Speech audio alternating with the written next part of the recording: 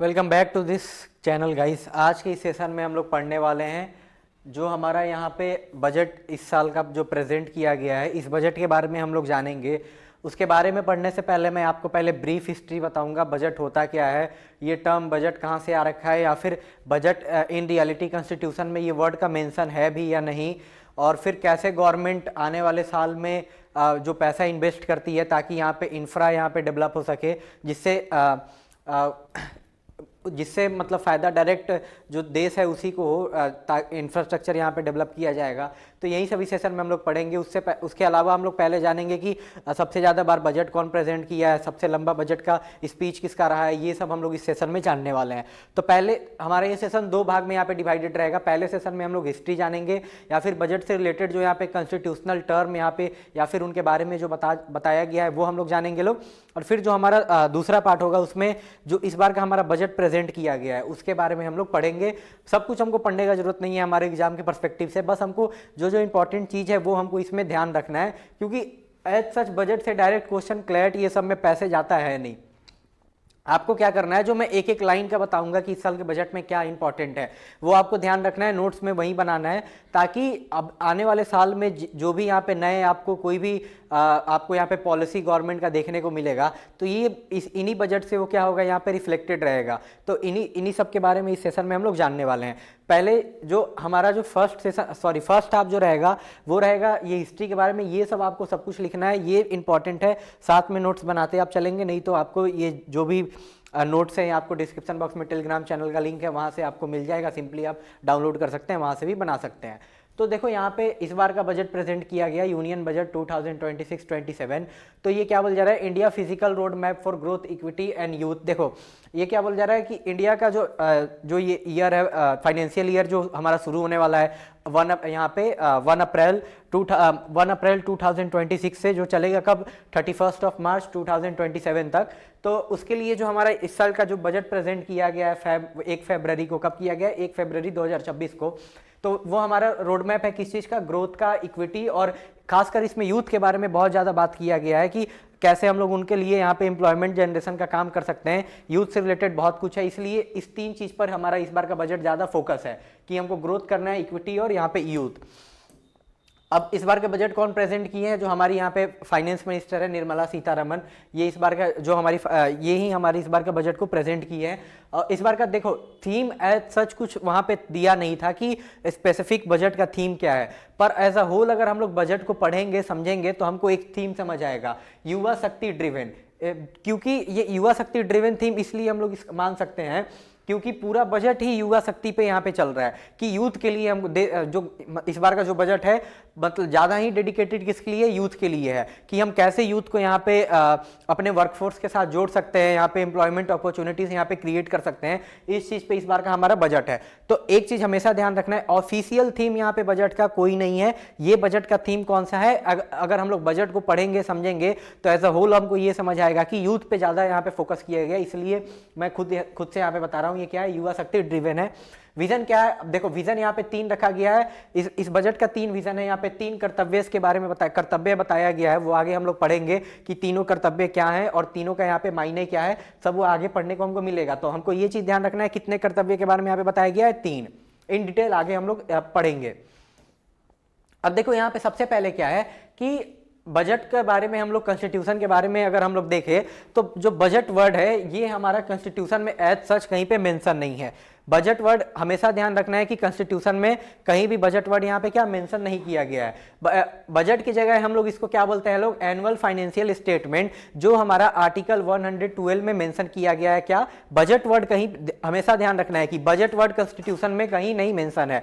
Budget को हम लोग मतलब कॉन्स्टिट्यूशन के हिसाब से हम लोग किस नाम से उसको जानते हैं, एनुअल फाइनेंशियल स्टेटमेंट। किस आर्टिकल में, आर्टिकल 112, ध्यान रखना है।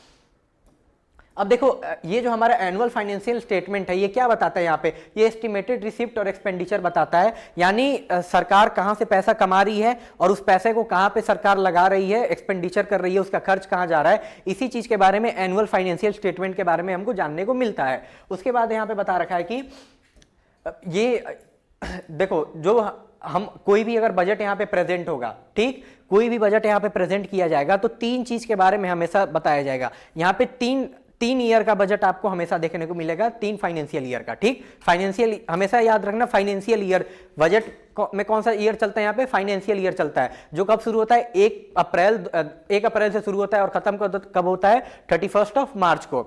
और एक और चीज याद रखना है, जो इस पहले ही बता दे रहा हूं, आगे उसके बारे में जानने को मिलेगा कि जो बजट है, ये जो इस बार का बजट आ रखा है, जो 1 फरवरी को प्रेजेंट किया गया है, ये फाइनली काम करना कब शुरू कर देगा, इंप्लीमेंटेशन में कब आ जाएगा, 1 अप्रैल से। अब तुम लोग के दिमाग में ये क्वेश्चन आएगा, जब 1 अप्रैल से इस बजट को मतलब इंप्लीमेंटेशन होगा, तो क्या सरकार 1 फरवरी को इसको क्यों प्रेजेंट कर रही है? तो इसका आंसर ये है, 1 फरवरी को आज इसलिए किया जा रहा है क्योंकि ये मतलब इतना जल्दी पॉसिबल नहीं है कि हम लोग क्या करेंगे कि 31 मार्च को बजट लाएंगे, लोग पास कराएंगे लोग और 1 तारीख से वो काम करना शुरू कर देगा। वैसे नहीं होता है, ये बहुत मतलब एक बड़ा सा ये लीगल प्रोसेस होता है, जिसके बारे में हम लोग समझेंगे कि बजट कैसे प्रेजेंट होता है, उसके बाद कैसे वहां पे डिस्कशन होगा, फिर कहाँ जाएगा, फिर वहां पे जो स्टेक होल्डर इसमें इन्वॉल्व होंगे वो अपना इसमें रिकमेंडेशन देंगे, फिर आएगा बजट यहाँ पे, फिर फाइनेंस बिल और के रूप में यहाँ से उसको पास कराया जाएगा। तो ये सब हम लोग आगे जानने वाले हैं। तो इसलिए हमेशा ध्यान रखना सब कि जो इस बार का बजट आ रखा है, कोई भी बजट आता है वो कब से, जो हमारा फाइनेंशियल ईयर है तब से शुरू होता है। ठीक, अब देखो वही बता रखा है कि कोई भी बजट में हमको 3 चीज के बारे में हमेशा बताया, मतलब हमेशा यहाँ पे जिक्र होगा कि 3 फाइनेंशियल ईयर के बारे में हमेशा बताएगा। अब देखो इन तीनों फाइनेंशियल ईयर का यहाँ पे अभी समझ लो, ताकि जो आगे हम लोग इस बार का बजट प्रेजेंट हो रखा है उसमें हम लोग टर्म देखेंगे तो वो टर्म हमको समझ आएगा। पहला यहाँ पे क्या है, यहाँ पे देखो पहला एक दिया रहेगा यहाँ पे जो फाइनेंशियल ईयर, जैसे अभी प्रेजेंट हमारा यहाँ पे कौन सा चल रहा है, फाइनेंशियल ईयर जो 1 अप्रैल 2025 से शुरू हुआ था और 31 मार्च 2026 को खत्म होगा। तो ये हमारा क्या हो जाएगा, ये हमारा, इसको हम लोग बोलेंगे लोग रिवाइज एस्टिमेट के नाम से। ठीक, जिसका क्या नाम है आरई, शॉर्ट फॉर्म में आगे बजट में इसको किस चीज से मेंशन किया जाएगा, आरई से, यानी रिवाइज एस्टिमेट। और एक उसके पीछे का रहेगा जिससे हम लोग उसको हम लोग यहाँ पे बेस रख लेते हैं और उससे हम लोग कोई भी चीज का कंपैरिजन करते हैं कि उस ईयर के हिसाब से इस ईयर में कितना हो रखा है। तो वो हमारा क्या हो जाएगा यहाँ पे एक्चुअल। ठीक है, वो हमारा कौन सा फाइनेंशियल ईयर है जो 1 अप्रैल 2024 से शुरू होकर कब खत्म हुआ था, 31 मार्च 2025 को। ठीक, और यहाँ पे एक तीसरा ये हमको देखने को मिलेगा बीई यानी बजट एस्टिमेट, जो हमारा कब से इंप्लीमेंट होने वाला है, ये वाला 1 अप्रैल 2026 से, और ये कब तक रहेगा यहाँ पे 31 मार्च 2027 तक। ठीक, तो ये तुम्हारा, अब देखो यहाँ पे इस चीज के बारे में यहाँ पे बताया क्यों गया है, यहाँ पे जो हमारा पहला दे रखा है एक्चुअल यानी फाइनेंशियल ईयर 2024 से 25, तो इसमें हमको पहले से पता रहता है ये हमारा बीत गया है कि हमारा कितना खर्च था या हमारा कितना कमाई था, ये हमारा बीत चुका है। तो इसका डाटा हमारे पास पहले से प्रेजेंट है। तो और ये हमारा प्रेजेंट में चल रहा है, कौन सा ये, तब ये जो हमारा प्रेजेंट में चल रहा है, मान लो सरकार क्या किया, ये जो बजट हमारा ये जो अभी चल रहा है, तो ये बजट पिछले साल प्रेजेंट किया गया होगा 1 फरवरी 2025 को, तो ये इंप्लीमेंट कब हुआ, 1 अप्रैल 2025 को। अब मान लो ये इंप्लीमेंट हो गया, पर ये अभी खत्म होने में अभी कौन सा मंथ चल रहा है, प्रेजेंट कौन सा मंथ है, फरवरी का। अभी ये फाइनेंशियल ईयर खत्म होने में कितना टाइम है, पूरा फरवरी मार्च, 2 महीना टाइम है। अब मान लो सरकार के पास पैसा कम हो गया, कोई भी सरकार पैसा खर्च करती है तो उसको अप्रूव कहां से लेना पड़ता है, अप्रूवल पार्लियामेंट से, क्योंकि गवर्नमेंट देश का कोई भी पैसा यहाँ पे बिना पार्लियामेंट के अप्रूवल से नहीं इस्तेमाल कर सकती है। तो अगर मान लो जो बजट पिछले साल सरकार लेकर आई थी कि 1 साल हमको इस पूरे फाइनेंशियल ईयर में ऐसे पैसा को खर्च करना है, अब मान लो सरकार जल्दी ही पैसा खर्च कर दी, अब 2 साल मतलब 2 महीना और यहाँ पे खर्च करने के लिए सरकार के पास पैसा नहीं है, तो सरकार क्या करेगी, यहाँ पे और पैसा फंड लेने के लिए वहीं इस बार जिसको हम लोग रिवाइज एस्टिमेट है, कि हम लोग पहले कुछ और सोचे थे कि हमारा यहाँ पे कुछ यहाँ पे पैसा लगने वाला है, पर वो पैसा हमारा जल्दी खत्म हो चुका है, इसलिए पार्लियामेंट से दोबारा जाएगी और मांगेगी कि हमको थोड़ा और पैसा दे दो, ताकि हम क्या करें, यहाँ पे जो 2 मंथ यहाँ पे बचा हुआ है उसमें भी हम लोग यहाँ पे अच्छे से काम कर सके। तो इसको हम लोग क्या बोलेंगे, रिवाइज एस्टिमेट। ठीक, ये हमारा हो जाएगा बी यानी बजट एस्टिमेट, जो हमारा अपकमिंग फाइनेंशियल ईयर रहता है, जो उसके बारे में रहता है कि सरकार का यहाँ पे आमदनी कहां से होने वाला है और पैसा खर्च कहां पे होने वाला है। ठीक, अब यहाँ पे एक चीज देखो सब, बजट के बारे में यहाँ पे हमेशा यहाँ पे तुमको 3 टाइप का मतलब 3 की बजट डॉक्यूमेंट तुमको देखने को मिलता है। पहला हम लोग क्या बोले, हम लोग को पता है कि बजट कहीं भी कॉन्स्टिट्यूशन में मेंशन नहीं है। पहला यहाँ पे क्या है, एनुअल फाइनेंशियल स्टेटमेंट, जिसके बारे में जिक्र कहाँ पे किया गया है, आर्टिकल 112 में। अब ये देखो ये क्या होता है, financial blueprint of government shows estimated income and expenditure. अब देखो और distinguish revenue and capital account. अब देखो यहाँ पे क्या बता रहा है, एनुअल फाइनेंशियल स्टेटमेंट क्या होता है, इसके बारे में आर्टिकल 112 में बताया गया है। और एनुअल फाइनेंशियल स्टेटमेंट वो रहता है जिसमें वो सरकार के यहाँ पे जो उसका कहाँ से सरकार अर्न कर रही है पैसा, और कहाँ सरकार उस पैसे को लगाने वाली है, यानी इन्वेस्टमेंट करने वाली है, यानी सरकार का एक्सपेंडिचर क्या है, उसके बारे में कहाँ बताया गया है हमारा एनुअल फाइनेंशियल स्टेटमेंट। ये हमारा हो गया बजट, मतलब 3 टाइप के बजट के बारे में बताया गया। तो पहला हमारा ये हो गया, ठीक। अब यहां पे देखो, यही एनुअल फाइनेंशियल स्टेटमेंट अभी सरकार लाई है। अब यहीं आगे चलकर एप्रोप्रिएट बिल कब कैसे बनेगा, यहां पे देखो। अब यहां पे तुम्हारे एप्रोप्रिएशन बिल के बारे में मेंशन किया गया है आर्टिकल 116। एक सेकेंड यहां पे,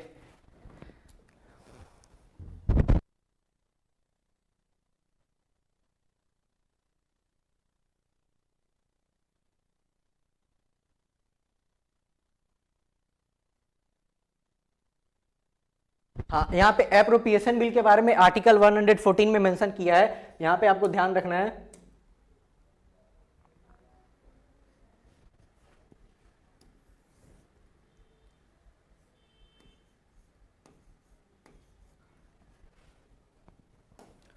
अब देखो यहाँ पे एप्रोप्रिएशन बिल क्या होता है, legal permission to withdraw from the consolidated fund, no government spending without this law can not be amend once introduce. अब देखो यहाँ पे एप्रोप्रिएशन बिल क्या है, पहले हम लोग क्या जाने लोग, यहाँ पे जो हमारा एनुअल फाइनेंशियल स्टेटमेंट है उसके बारे में जाने, जिसमें सरकार क्या बताएगा कि मेरा खर्च और मेरा कमाई कहां से होने वाला है वो। अब सरकार ये बता देगा तो सरकार को क्या करना पड़ेगा, पैसा लेना पड़ेगा पार्लियामेंट से। तो जब सरकार को पैसा लेना होगा तो वो कौन सा यहाँ पे बिल लेकर आएगा, यहाँ पे एप्रोप्रिएशन बिल। ये कहां मेंशन किया गया है, आर्टिकल 114।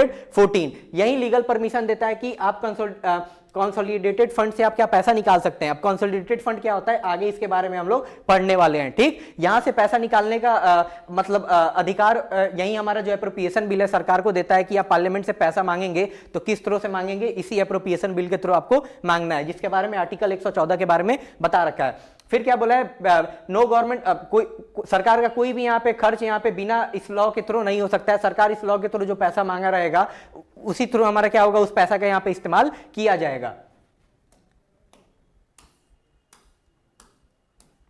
अब यहाँ पे हमारा तीसरा और आखिरी यहाँ पे कौन सा, यहाँ पे फाइनेंस बिल। अब देखो सेम यहाँ पे भी यार कैसे,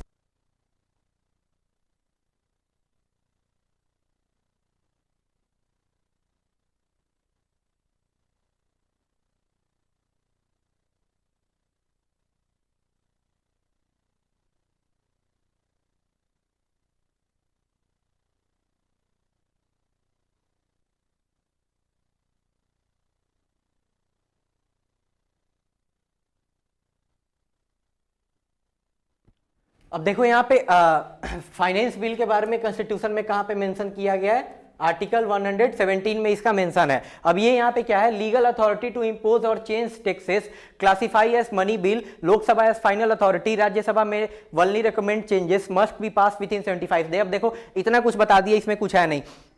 जैसा कि हम लोग देखते हैं कि सरकार हम लोग से यहाँ पे कोई भी टैक्स कलेक्ट करती है, जीएसटी हो गया, इनकम टैक्स हो गया, सरकार क्या करती है, हमसे लेती है। तो सरकार को लेने के ये कहीं से उसको पावर मिला होगा कॉन्स्टिट्यूशन में, वहीं से लेगी ना। तो वही चीज कहाँ पे मेंशन किया है, फाइनेंस बिल में मेंशन किया गया है कि अगर आपको लोग पे यहाँ पे कोई भी यहाँ पे टैक्स लगाना है या फिर कोई टैक्स में यहाँ पे चेंज करना है, मतलब न्यू टैक्स लगाना है या फिर जो पहले से जो टैक्स चला आ रहा है उसमें कोई चेंजेस लेकर आना है, तो आपको किसके थ्रू, फाइनेंस बिल के थ्रू यहाँ पे क्या करना पड़ेगा, उसको मनी बिल की तरह यहाँ पे लाना पड़ेगा। और इसमें ये बिल कहाँ, सबसे एक चीज इसमें ध्यान रखने वाला है, फाइनेंस बिल हमेशा लोकसभा में ही इंट्रोड्यूस होता है, राज्यसभा में नहीं होता है। अब तुम लोग पूछेगा लोकसभा में क्यों होता है, तो लोकसभा में इसलिए होगा क्योंकि टैक्स किस पे लग रहा है, जो लोग हैं यहाँ पे, जो नागरिक है वो। और नागरिक किसको चुनते हैं, जो डायरेक्ट लोकसभा में बैठे मेंबर है उन्हीं को चुनते हैं, राज्यसभा वाले को तो चुनते नहीं है। तो राज्यसभा वाले उनके डायरेक्ट रिप्रेजेंटेटिव यहाँ पे है नहीं, इसलिए यहाँ पे कॉन्स्टिट्यूशन में साफ साफ लिखा गया है कि फाइनेंस बिल हमेशा कहाँ पे इंट्रोड्यूस किया जाएगा, हमारा जो लोकसभा है वहां पे, ठीक। और फाइनेंस बिल में क्या है कि फाइनेंस बिल सरकार को लीगल अथॉरिटी देता है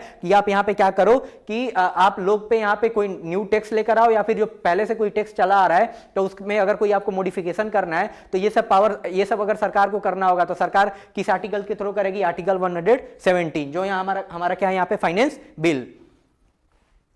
अब एक और चीज हमेशा ध्यान रखना है कि इसमें राज्यसभा का हमेशा रिकमेंडेशन रहता है, मतलब राज्यसभा सुझाव दे सकता है। ऐसा नहीं है कि राज्यसभा मतलब राज्यसभा सिर्फ सुझाव देगा, उसका जरूरी नहीं है कि लोकसभा को उसके सुझाव को मानना ही है। अगर लोकसभा को ऐसा लगेगा कि नहीं मेरे को राज्यसभा का बात नहीं मानना है, तो बिल ऐसे ही अपने आप वहां से पास हो जाएगा। और हमेशा दे रखा है कि एक बार फाइनेंस बिल यहाँ पे प्रेजेंट कर दिया जाता है तो कितने दिनों के अंदर यहाँ पे पास हो जाना चाहिए, 75 डेज। ठीक, ये सब चीज ध्यान रखना, सब ये स्टैटिक चीज है, इसलिए मैं बोला हूं इसका नोट्स, इस वाले सेशन का जो आधा पार्ट है इसका पूरा नोट्स बनाना है। जो इस बार का बजट में क्या हो रखा है उसमें मैं बताऊंगा, जो जो आपको पॉइंटर इंपॉर्टेंट है वो आपको नोट्स बनाते चलने हैं। ठीक,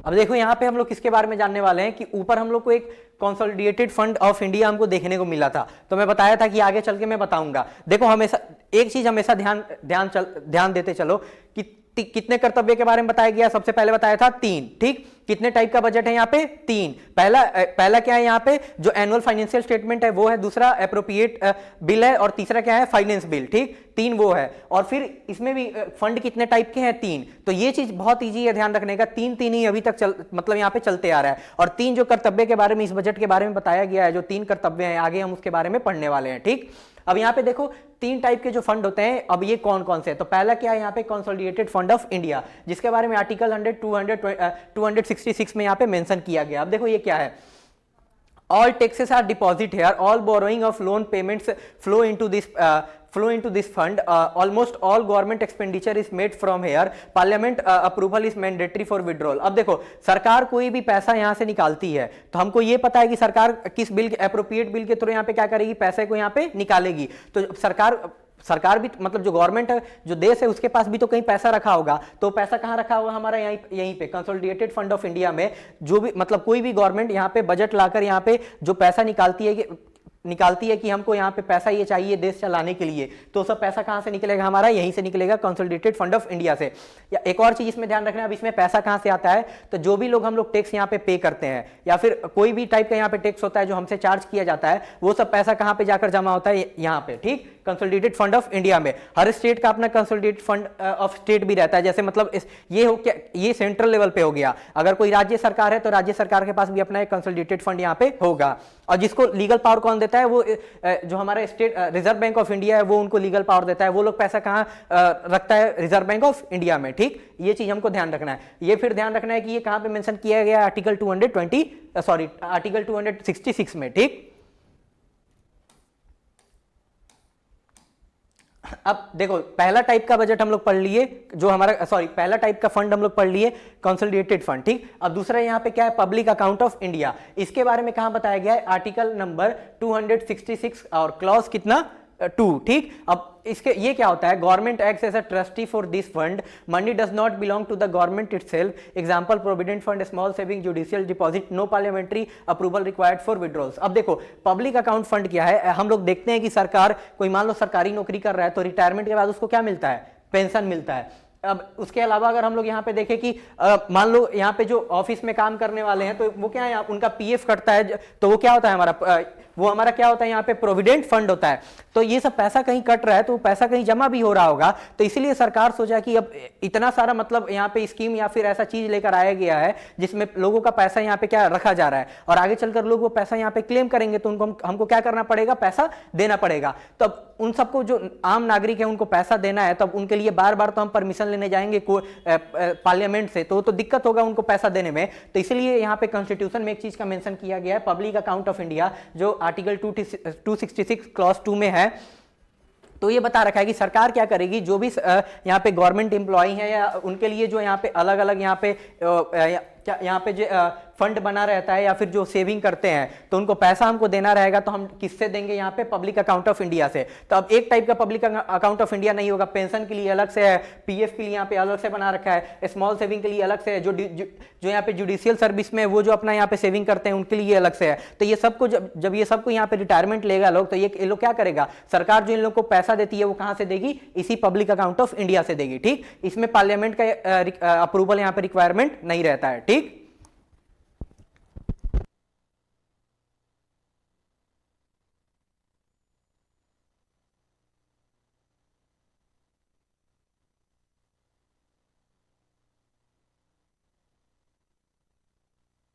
अब देखो दो हम लोग पढ़ लिए यहाँ पे, कंसोलिडेटेड फंड और यहाँ पे पब्लिक अकाउंट। ठीक, अब तीसरा हमारा क्या है यहाँ पे?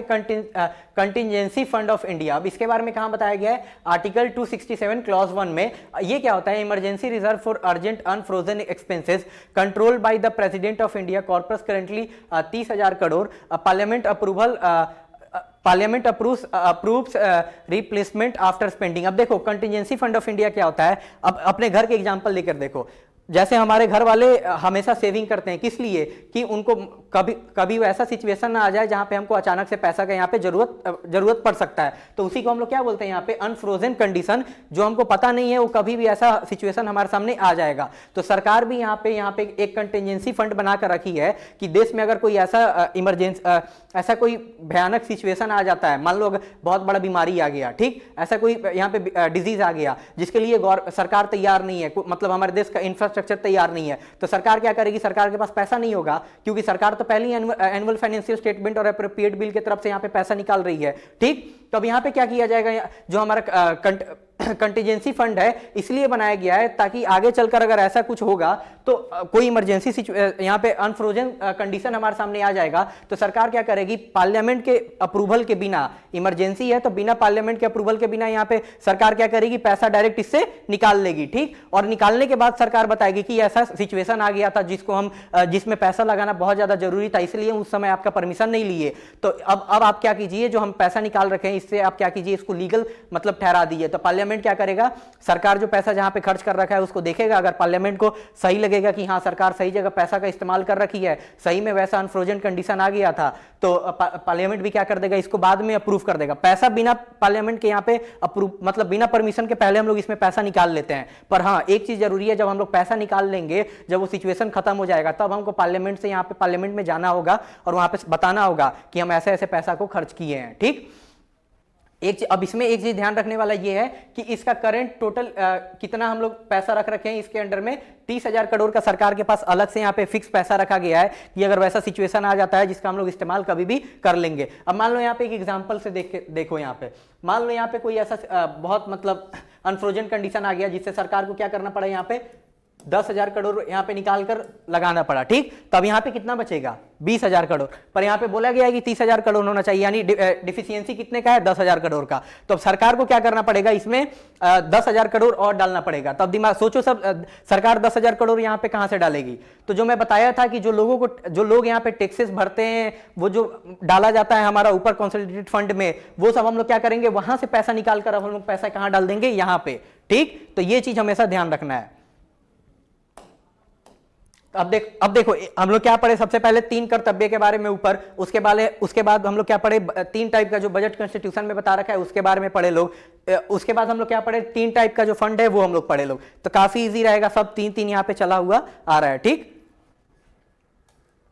अब यहां पे बता रहा है कि बजट प्रिपेयर कौन करता है। तो बजट कौन प्रिपेयर करता है? जो बजट डिवीजन यहां पे रहता है डिपार्टमेंट ऑफ इकोनॉमिक्स अफेयर के अंडर में एक यहां पे बजट डिवीजन बनाया जाता है। अब डिपार्टमेंट ऑफ इकोनॉमिक्स अफेयर किसके अंडर में आता है? मिनिस्ट्री ऑफ फाइनेंस के अंडर में आता है। उसके अंडर में एक डिपार्टमेंट ऑफ इकोनॉमिक अफेयर्स रहेगा, उसी के अंडर में यहाँ पे बजट डिवीजन रहेगा, नोडल एजेंसी, जिसका काम रहेगा क्या? बजट को प्रिपेयर करने का। ठीक, अब देखो यहाँ पे बजट का फेस कैसे रहता है। मान लो कि इस बार का तो बजट हम लोग का यहाँ पे 1 फरवरी को यहाँ पे प्रेजेंट कर दिया गया। तो ये जो प्रेजेंट किया गया ये कब से बन रहा था? इसका फेज 1 कब से है? सितंबर में बजट यहाँ पे बनना शुरू होता है और ये कंप्लीट कब हो जाता है? जनवरी तक। ठीक, और उसके बाद ये फाइनली इसका एनेक्टमेंट कब है?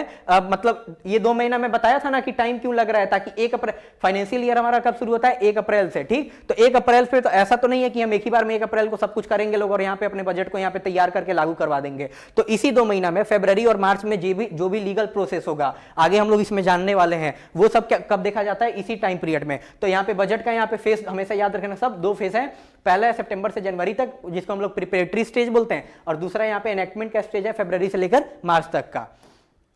अब यहाँ पे देखो बजट का जो एनेक्टमेंट फेज है ये फरवरी से लेकर मार्च तक का, इसमें क्या क्या होता है, तो इसमें सबसे पहले क्या होगा, प्रेजेंटेशन ऑफ बजट किया जाएगा, ये ऑलरेडी हमारा हो चुका है, कब हुआ है, 1 फरवरी को हमारा बजट यहाँ पे प्रेजेंट कर दिया गया है। आगे दूसरा क्या बता रहा है कि general discussion in both house, ये भी हमारा जो डिस्कशन चल रहा है 3 दिन 4 दिन अभी चलेगा, अभी इसमें बजट पे डिस्कशन दोनों हाउस में यहाँ पे चल रहा होगा, ठीक। आगे क्या बता रखा है, अब इसके बाद जब डिस्कशन हो जाएगा तो committee scrutiny of demands of grants. अब देखो जब ये जो हमारा डिस्कशन हो जाएगा तो डिस्कशन होने के बाद यहां पे क्या किया जाएगा, पार्लियामेंट में अलग अलग टाइप का हमको कमिटी देखने को मिलता है, ठीक। अब जैसे जो फार्मर है उनके लिए एक अलग से यहाँ पे कमिटी बनाया गया होगा, या फिर कोई फाइनेंस से रिलेटेड है उनके लिए अलग से बनाया होगा, तो ये सब किसके पास जाएगा, अब उनके पास जाएगा, जो भी अलग अलग यहाँ पे सेक्टर के अलग अलग लोग हैं उनके पास जाएगा और उनको बताया जाएगा। तो वो क्या करेंगे, यहाँ पे देखेंगे, अब बोलेंगे कि नहीं एग्रीकल्चर में कम पैसा दिया गया है, थोड़ा सा तुम मुझे ज्यादा पैसा दो, तो वो लोग क्या करेगा, जो पार्लियामेंट का अलग अलग यहाँ पे कमिटी रहता है सबके पास यहाँ पे बजट को भेजा जाएगा, वो लोग अभी पढ़ने का काम वो लोग करेगा। फिर यहाँ पे नेक्स्ट क्या दे रखा है कि voting on demands for grant Lok Sabha, अब उसके बाद पासिंग ऑफ एप्रोप्रिएशन बिल और पासिंग ऑफ फाइनेंस बिल। अब देखो यहाँ पे क्या है कि जब मैं बता दिया कि अब मान लो कमेटी के पास चला गया बहुत सारा, जैसे यहाँ पे कमेटी है, तो मान लो एग्रीकल्चर वालों को लोग को लगेगा कि इस बार हमको पैसा कम अलॉट हो रखा है, तो लोग क्या बोलेगा कि हमको और ज्यादा पैसा दो, तो वो लोग यहाँ पे क्या लेकर आएगा, अमेंडमेंट। तो वही अमेंडमेंट वो लोग लेकर आएगा, तो उस पर उसको शामिल करने के लिए यहाँ पे वोट होगा, कहाँ पे होगा, वो लोकसभा में। अगर मान लो वोट यहाँ पे सक्सेसफुल रह जाता है तो वो उनका जो मांग रहेगा वो बजट में ऐड हो जाएगा। अगर वहां पे मतलब यहाँ पे पास नहीं हो पाता है उनका वो जो मांग रहता है मेजॉरिटी से, तो क्या हो जाएगा, वो मांग वहां पे उनका वहीं पे रह जाएगा। तो अब इतना सब होने के बाद हमारा क्या होगा, फाइनली जब जो प्रेजेंट हुआ उसके बाद लोकसभा में डिस्कशन, दोनों हाउस में डिस्कशन हुआ, फिर अलग अलग कमेटी के पास गया वो अपना रिकमेंडेशन दिए, जिनका जो सुझाव है उससे अपना अमेंडमेंट करवाना चाहें, वो सब करने के बाद अब फाइनली यहाँ पे क्या होगा, जैसे कि मैं ऊपर बताया था, एप्रोप्रिएशन बिल क्या है, एप्रोप्रिएशन बिल के तरह एप्रोप्रिएशन बिल के थ्रू ही क्या है, यहाँ पे कंसोलिडेटेड फंड ऑफ इंडिया से पैसा निकाला जाता है, ठीक। तो अब यहाँ पे इसको कैसे प्रेजेंट किया जाएगा, एप्रोप्रिएशन बिल को यहाँ पे पास किया जाएगा, ठीक। और एप्रोप्रिएशन बिल जब पास हो जाएगा तो सरकार एक और चीज का यहाँ पे हर साल सरकार फाइनेंस बिल पर पास करवाती है। फाइनेंस बिल क्या है, फाइनेंस बिल वो है जिसमें बताया गया है कि हमको कोई भी अपने नागरिक पे यहाँ पे टैक्स लगाना है, या फिर पहले से कोई टैक्स चला आ रहा है उसमें हमको चेंजेस करना है, तो हर साल सरकार को यहाँ पे पार्लियामेंट से उसके लिए क्या परमिशन लेना पड़ता है। तो सरकार उसके बाद क्या करेगी, एप्रोप्रिएशन बिल पास करवाने के बाद यहाँ पे फाइनेंस बिल को भी यहाँ पे प्रेजेंट कर देगी और इसको पास करवाएगी। तो ये पूरा हमारा क्या हो जाएगा, ये पूरा टाइम पीरियड रहेगा, इसलिए इतना हमको टाइम लग जाता है। और फाइनली हमारा जो यहाँ पे फाइनेंशियल ईयर कब से शुरू हो जाता है, 1 अप्रैल से, जो कब तक चलता है, 31 मार्च तक, ठीक। अब देखो यहाँ पे क्या है, अब हम लोग बजट की हिस्ट्री के बारे में जान ले, तो एक चीज यहाँ पे बता रखा है कि जो हमारा पहले हमारा 2 टाइप का बजट आता था, हमेशा ध्यान रखना सब। पहले एक तो बजट अलग, एक जो अभी एक ही बजट आता है जिसमें सब कुछ रहता है। पहले एक रेलवे के लिए अलग से बजट आता था। अब देखो रेलवे के लिए सबसे पहले अलग से बजट कब आया था, 1924 में, ठीक। और ये किसके रिकमेंडेशन के बेसिस पे था, एक्वार्ड कमिटी के ये जो रिकमेंडेशन था उसके बेसिस पे था। ये याद रखना सब कि रेलवे बजट के लिए अलग से यहाँ पे सेपरेट रेलवे बजट का रिकमेंडेशन कौन सा कमिटी दिया था, एक्वार्ड, याद रखना सब। और सबसे पहले यहाँ पे रेलवे बजट कब आया था, 1924 में। तो ऐसे 2 अलग अलग बजट आते थे, एक रेलवे बजट आता था और एक बाकी सब चीजों के लिए यहाँ पे अलग से बजट आता था, ठीक। तो अब ये देखो आगे चलकर इसको रेलवे बजट जो आता था अलग से, इसको मर्ज कर दिया जाएगा। Merge in 2017 following the Vivek Debroy committee recommendation, first combined budget presented by Arun Jaitley, railway share shrank by 15%, face populism and improve multi modal planning, removed annual dividend burden on railway. अब देखो यहाँ पे क्या है, जो हमारा एक टाइम पे अलग से रेलवे बजट इसलिए निकाला जाता था क्योंकि ब्रिटिशर का मेन काम क्या था, इंडिया से जो भी यहाँ पे रिसोर्सेस है उस रिसोर्सेस को यहाँ पे क्या करके जो ब्रिटेन है वहां पे भेजना। तो ब्रिटिशर क्या किए, रिसोर्सेस को कैसे भेजेंगे, पहले तो वो लोग यहाँ पे जो हमारा पोर्ट था जो यहाँ पे समुद्र के लिए जहाँ से शिप ये सब जाता था, तो वहां पे उनको रिसोर्सेस को पहुंचाना होगा। तब रिसोर्सेस को कैसे पहुंचाएंगे, उसी के लिए इंडिया में रेलवे का यहाँ पे लाया गया ताकि रेलवे के थ्रू हम लोग क्या करें, जो भी यहाँ पे गुड्स हैं उसको हम लोग यहाँ पे जो पोर्ट नियरेस्ट पोर्ट होगा वहां पे हम लोग वहां पे रख देंगे और वहां से वो सामान कहाँ जाएगा, जो ब्रिटेन है वहां पे जाएगा। तो इसीलिए उस समय रेलवे पे ज्यादा ध्यान था। तो मान लो अगर उस समय पूरा बजट में 100 रुपए निकाला जाता था ब्रिटिशर के टाइम पे, तो रेलवे का कितना शेयर रहता था, 84, यानी 100 में से 84 रुपए किसको मिलता था उस एक टाइम पे जब ब्रिटिशर थे, ₹84 रेलवे को मिलता था, पर आगे चलकर उसका शेयर कब 15% ही रह जाता है 2016 तक। इसलिए अब जब हमारा देश आजाद हुआ था, हमारे देश के जो लीडर थे उनका क्या कहना था, हमको तो सब चीज में यहाँ पे पैसा लगाना है, सब चीज में इन्वेस्ट करना है, जिससे हमारे देश का क्या हो सके, ग्रोथ हो सके।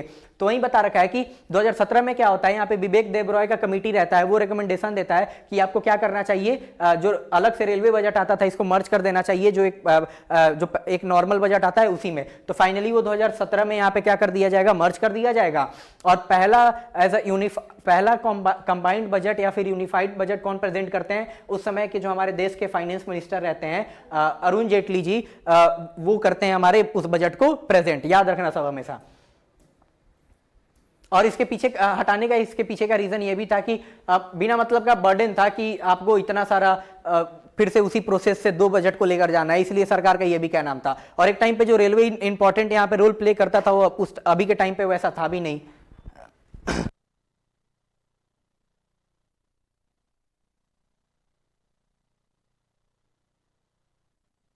अब देखो बजट से रिलेटेड यहाँ पे कुछ हिस्टोरिकल फैक्ट है, ये सब डायरेक्ट क्वेश्चन आते हैं, वन लाइनर क्वेश्चन बनते हैं, क्लैट ये सब में भी जो पैसेज आता है उस सब के लिए भी इंपॉर्टेंट है। क्लैट वालों के लिए तो ऊपर से और भी जो चीज मैं पढ़ाया हूँ वो सब और ज्यादा इंपॉर्टेंट है, जो कॉन्स्टिट्यूशन का जो आर्टिकल बता रखा हूँ वो सब भी।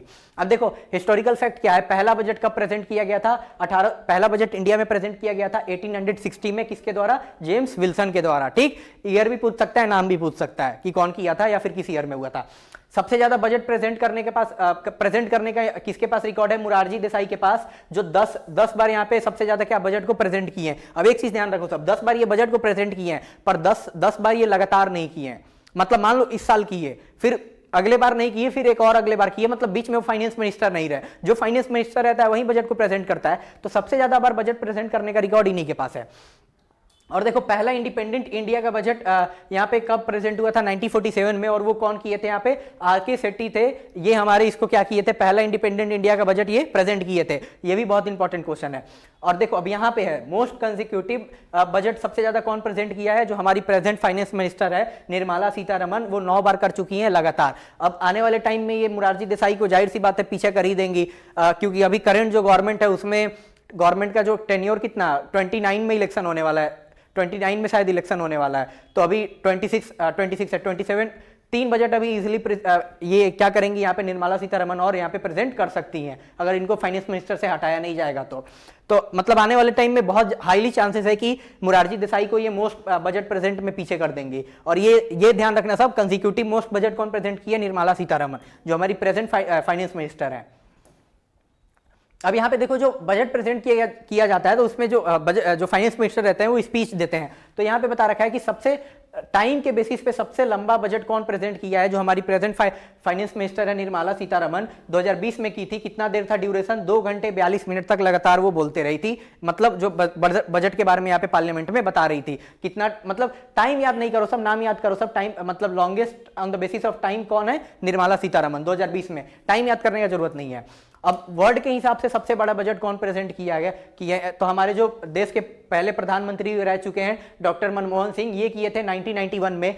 ये वही बजट था जब हमारा देश का इकोनॉमी यहाँ पे खुला था, यानी जब ये एलपीजी हुआ था, लिबरलाइजेशन, प्राइवेटाइजेशन और ग्लोबलाइजेशन, तो उसके बाद का जो हमारा पहला बजट था एलपीजी होने के बाद का, वो 1991 में हुआ था। उस समय हमारे देश के finance minister doctor Manmohan Singh थे, और कितने वर्ड का वो बजट था यहाँ पे, 18,650 वर्ड का था। ठीक, अब देखो सबसे शॉर्टेस्ट बजट इन वर्ड कौन प्रेजेंट किया है, एच.एम. पटेल, इमरजेंसी का टाइम पीरियड है 1977 का।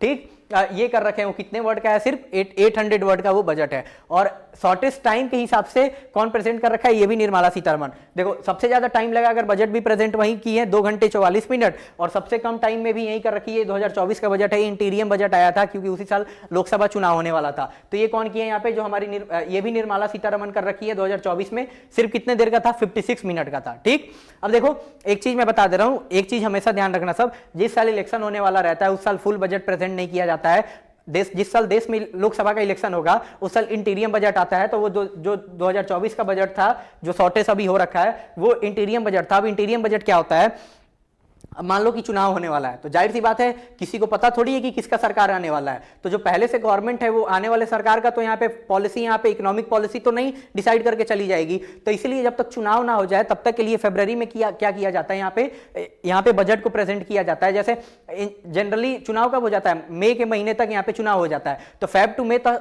टू मई तक तो सरकार को यहाँ पे पैसा चाहिए देश को चलाने के लिए, तो इसलिए इंटीरियम बजट लेकर आया जाएगा उस टाइम के लिए। जैसे ही फिर से वहां पे कोई सरकार यहाँ पे जीत जाएगी, मान लो पहले से जीती हुई है वहीं, या फिर कोई और जीत के आएगी, वो क्या करेगी, फिर से यहाँ पे दूसरे बजट को यहाँ पे प्रेजेंट करेगी। वो पूरा हमारा चलेगा आने वाले फाइनेंशियल ईयर के लिए। ठीक, ये हमारा हो गया पूरा बजट से रिलेटेड हिस्ट्री। उसके बारे में हम लोग अच्छे से जान लिए कॉन्स्टिट्यूशन में कहां इसके बारे में मेंशन किया गया है। अब हम लोग क्या पढ़ेंगे, जो इस बार का बजट प्रेजेंट किया गया है उसमें क्या क्या कुछ इंपॉर्टेंट फीचर्स हैं वो हम लोग जानने वाले हैं। ज्यादा इंपॉर्टेंट हमारे लिए ये था, ठीक, कि इसका पूरा हिस्ट्री क्या है। अब वो जो अभी हम लोग जानने वाले हैं उसमें मैं जो जो इंपॉर्टेंट पॉइंट बताऊंगा वो मतलब आप लोगों के लिए क्या होने वाला है, यहाँ पे जरूरी रहने वाला है।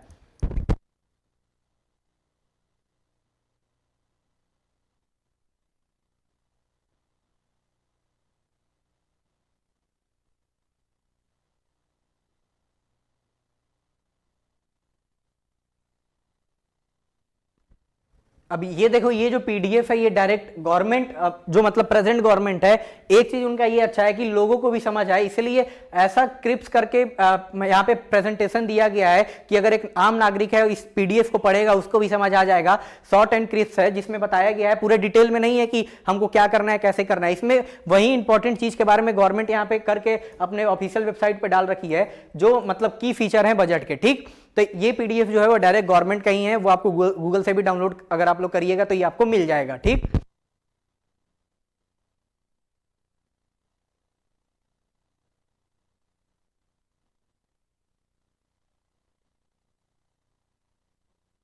अब देखो यहाँ पे क्या है, की features of budget 2026-27 February 2026 ministry of finance budget division के द्वारा किया गया है।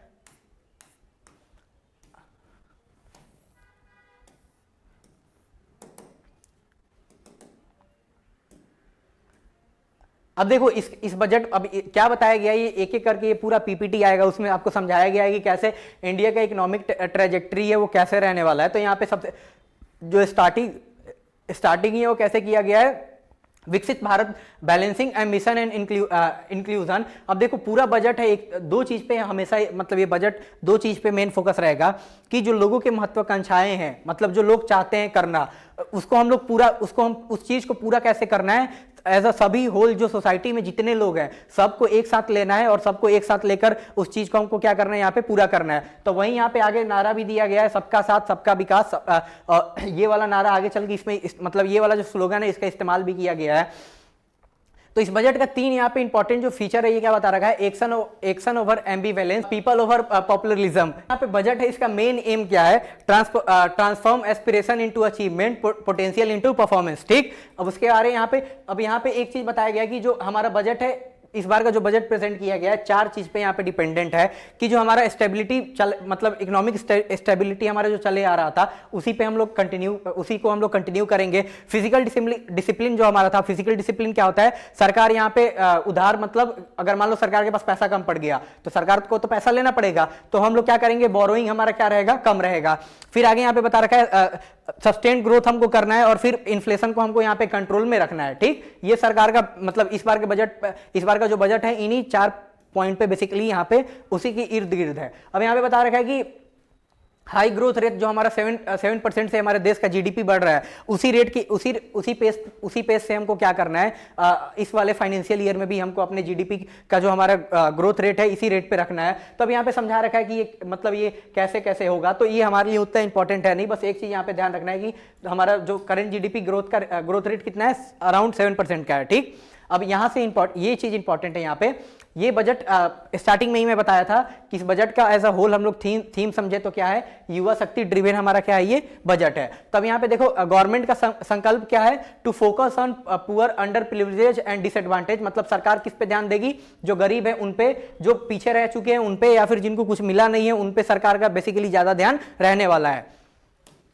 अब यहाँ पे बताया गया है, स्टार्टिंग में ही मैं बताया था कि बजट पे 3 कर्तव्य के बारे में बताया गया है। तो 3 कर्तव्य क्या है, ये रहे। पहला कर्तव्य क्या है, accelerate and sustain economic growth, enhancing productivity and competitiveness, building resilience to volatile global dynamics. अब देखो यहाँ पे क्या करना है, अभी तुम लोगों को ध्यान होगा, इंडिया अभी यूरोप के साथ यहाँ पे फ्री ट्रेड एग्रीमेंट साइन किया है। अगर न्यूज़पेपर जो पढ़ा होगा उसको ध्यान में रहेगा, एफटीए साइन किया है। तब एफटीए साइन किया है तो क्या होगा, जो यूरोपियन मार्केट पे पहले टैरिफ हम लोग लगा के रखे थे, वहां का गुड्स या सर्विसेज इंडिया में नहीं आता था, क्योंकि वहां पे उस पे टैरिफ लगा रहता था तो महंगा रहता था। अब वो सस्ता हो जाएगा, तो इंडिया में सस्ता रहेगा, तो इंडिया में उसी चीज को जो प्रोड्यूसर है उसको जो प्रोड्यूस कर रहे हैं, तब उनको क्या करना पड़ेगा, डायरेक्ट उनसे कंपटीशन करना पड़ेगा, मतलब अपने क्वालिटी को और एनहेंस करना पड़ेगा। क्यों, क्योंकि यूरोप का मार्केट भी अब इंडिया में आ रहा है, तो उसका तो ऑलरेडी क्वालिटी अच्छा रहेगा। तो वही बता रखा है कि हमको क्या करना है, यहाँ पे जो यहाँ पे कंपीटिटिवनेस है उसको बढ़ाना है, और अपना जो प्रोडक्टिविटी है उसको यहाँ पे और ज्यादा एनहेंस करना है। ठीक, तो पहला हमारा कर्तव्य क्या है, यही है। दूसरा यहाँ पे क्या बता रखा है, fulfill aspiration of our people, build people capacity, making them strong partner in India path to prosperity. अब देखो यहाँ पे बता रखा है कि जो लोगों की यहाँ पे महत्वाकांक्षाएं हैं उसको क्या करना है हमको, यहाँ पे उनका जो भी उनके मांग रहेंगी उस बजट के थ्रू क्या किया गया है। दूसरा कर्तव्य यही बताया गया है कि ये बजट ऐसे बनाया गया है कि जो लोगों का यहाँ पे एस्पिरेशन रहेगा उसको फुलफिलमेंट किया जाएगा। ठीक, तीसरा यहाँ पे क्या बता रखा है, विजन ऑफ सबका साथ सबका विकास, ensure that every family, community, region and sector has access to resources, amenities and opportunities for meaningful participation. अब यही बता रखा है कि हमको क्या करना है, यहाँ पे तीसरा कर्तव्य क्या है हमारा, सबका साथ सबका विकास का, जिसमें क्या है हर एक फैमिली, हर एक कम्युनिटी के लोग, हर एक इंडिया में रहने वाले रीजन के लोग, या फिर अलग अलग सेक्टर है, agriculture sector, industrial sector, service sector, सब इन सब सेक्टर में जो भी काम करने वाले लोग हैं, इनको हमको सबको इक्वल एक्सेस पे यहाँ पे रिसोर्सेज प्रोवाइड कराना है, या फिर उनको अपॉर्चुनिटीज प्रोवाइड कराना है, ताकि वो क्या कर सके, पार्टिसिपेशन ले सके इंडिया देश की ये बिल्डिंग में। ठीक, ये हमारा 3 यहाँ पे क्या है कर्तव्य है, जिसके बारे में बेसिकली हमको बताया गया। तो ये ध्यान रखना सब। पहला क्या है, accelerate and sustain economic growth, दूसरा है fulfil aspiration of our people, तीसरा है विजन ऑफ सबका साथ सबका विकास।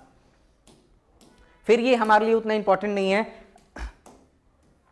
अब यहां पे देखो क्या है, इंडिया रिफॉर्म एक्सप्रेस। अब देखो हम लोग जैसे पढ़े थे, अगर कोई लास्ट ईयर से करंट अफेयर को फॉलो कर रहा है तो हम लोग लास्ट ईयर से लेकर अभी तक हम लोग बहुत सारे ऐसे रिफॉर्म को लेकर आए। जैसे एक हमको ध्यान होगा कि जीएसटी में रिफॉर्म लेकर आया गया, जो पुराने वाले एग्जिस्टिंग जीएसटी के स्लैब थे उसको कम किया गया। अब यहाँ पे सिर्फ 3 जीएसटी के स्लैब यहाँ पे हैं, तो ये मतलब और कम किया गया, जिससे क्या हो सके यहाँ पे ईज ऑफ डूइंग बिजनेस, या फिर पीपल के लिए यहाँ पे ज्यादा आसानी रह सके। तो वही बता रखा है कि government has undertaken comprehensive economic reform towards creating employment, boosting productivity and accelerating growth. ठीक, फिर आगे क्या बता रखा है, over 350 reform have been roll out including GST simplification, notification of labour code and rationalisation of mandatory quality control order. अब देखो GST के बारे में बता दिया। पहले हमारे देश में मतलब लेबर कोड क्या होता है, अब देखो कोई भी यहाँ पे आदमी किसी ऑफिस में या फिर कहीं किसी फैक्ट्री में काम कर रहा है, तो उसके काम करने का पूरा जो टाइम पीरियड रहता है, या फिर कोई इंप्लॉय ही जो इस ऑफिस में कोई यहाँ पे इंप्लॉयड है, तो यहाँ पे किससे कितना काम करवाना है, वो सब क्या रहता है, वो लेबर कोड में पहले से मेंशन रहता है। अगर लेबर कोड का कोई भी इंप्लॉयर यहाँ पे वायलेशन करेगा, तो जो यहाँ पे इंप्लॉय है क्या कर सकेगा, जाके उसके अगेंस्ट डायरेक्ट एक्शन ले सकता है। तो इतने सारे लेबर कोड थे, उसको यहाँ पे सरकार क्या की है, यहाँ पे न्यू नोटिफिकेशन लाकर यहाँ पे उन सब लेबर कोड को यहाँ पे यूनिफाई कर नए लेबर कोड लेकर आ रखी है।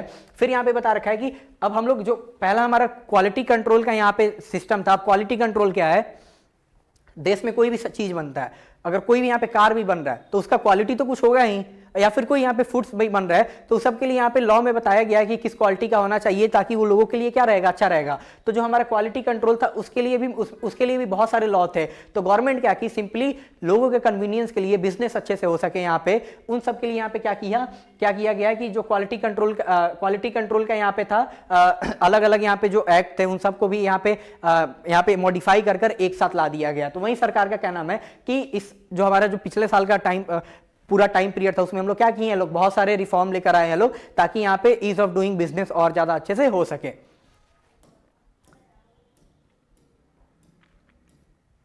हाँ, अब देखो इसमें फिर बजट में आगे कुछ इंपॉर्टेंट ध्यान रखने वाला चीज ये है कि यहाँ पे pillar of development, growth and development के बारे में बताया गया है। यहाँ पे 6 पिलर के बारे में आपको बताया गया है। आगे चल के आने वाले मतलब पीपीटी में उसके बारे में अच्छे से डिटेल बता रखा है कि पहला क्या है, सस्टेनिंग इकोनॉमिक ग्रोथ, दूसरा है strengthening the foundation of growth, तीसरा है पीपल सेंट्रिक डेवलपमेंट, फिर है ट्रस्ट बेस्ड गवर्नेंस, फिर है ease of doing business and ease of living, और आखिरी हमारा क्या है, फिजिकल मैटर्स।